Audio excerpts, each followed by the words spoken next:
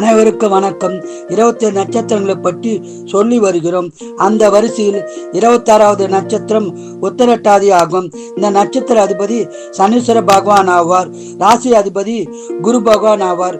இவர்கள் அதிக கடவுள் பக்தி உடையவர்கள்.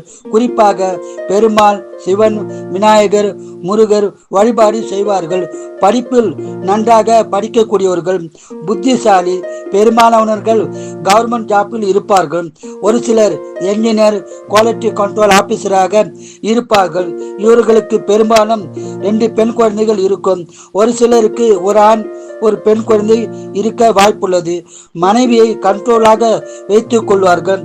நீண்ட காலம் வாழக்கூடியவர்களும் இவர்களே ஆகும். இவர்கள் உயர் பதவியில் இருப்பவர்களும் இவர்களே ஆவார்கள்.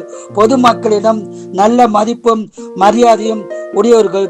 திருமண வாழ்க்கை இவர்களுக்கு சிறப்பாய் இருக்கும்.